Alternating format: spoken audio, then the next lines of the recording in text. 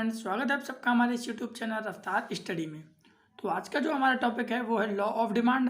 हमने previous video में discussion किया था कि हमारे जो लॉ डिमांड के जो डिटरमिनेंट्स होते हैं वो कौन कौन से होते हैं, मीन्स डिमांड फंक्शंस के बारे में हमने पढ़ा था। तो आज हम इस वीडियो में करेंगे लॉ ऑफ डिमांड की जो डिमांड के जो नियम है, जो लॉ है वो क्या है। तो आइए समझते हैं हम law of demand. Law of demand state that other things remain constant. देखिए यहाँ कहा गया है कि लॉ ऑफ डिमांड है, उसमें अदर थिंग्स रिमेन कांस्टेंट है, मीन्स अदर थिंग्स को यहाँ पर कांस्टेंट रखा गया है। अब वो जो अदर थिंग्स हैं वो हमारे कौन कौन से हैं अदर थिंग्स। देखिए अदर थिंग्स हैं हमारे जो हमने इंडिविजुअल डिमांड जो पढ़ा था, हमने इंडिविजुअल डिमांड फंक्शन और मार्केट डिमांड फंक्शन। तो जो हमारे जो डिटरमिनेंट थे means P X, P R, Y, T, E. P X means price of goods, P R means price related to goods, Y means income of the consumer, T for taste and preference, E for acceptation.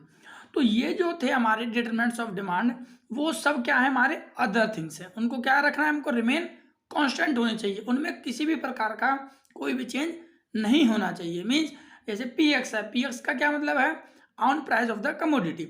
जो commodity के price हैं वो change नहीं होने चाहिए, वो fix रहेंगे।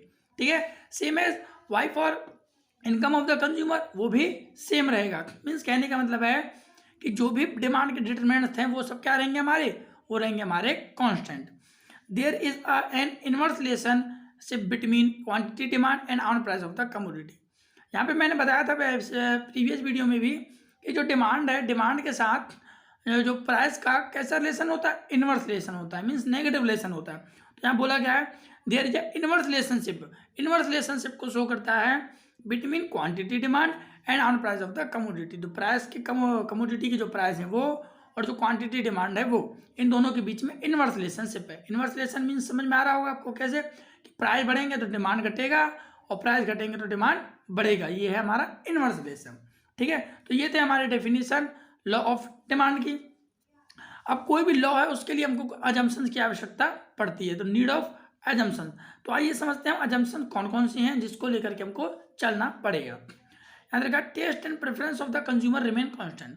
जैसे मैंने बताया था कि जो अदर थिंग्स हैं उनको आपको कांस्टेंट रखना है, तो आप जितने भी अदर थिंग्स हैं उन सबको अजम्पशंस के तौर पर कांस्टेंट के रूप में बता सकते हैं। यहाँ आ गया टेस्ट एंड प्रेफरेंस। जो कंज्यूमर का टेस्ट एंड प्रेफरेंस है वो चेंज नहीं होना चाहिए, वो भी रिमेन कांस्टेंट होना चाहिए।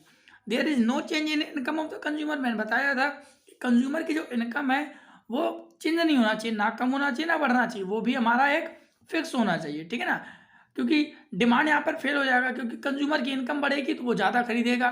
ठीक है ना, तो और कम हो जाएगी तो वो कम लेस खरीदेगा, तो ये लॉ ऑफ डिमांड है उसमें फेल हो जाएगा। ठीक है ना। Price related to goods do not change.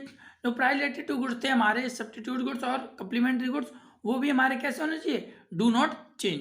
यहाँ पे मैंने 3 लिए हैं, आप चाहो तो पूरे जो अदर थिंग्स हैं हमारे जो डिटरमिनेंट्स हैं उनको आप बता सकते हैं। तो ये है हमारे अजम्पशंस। ठीक है। देन आता है हमारा शेड्यूल।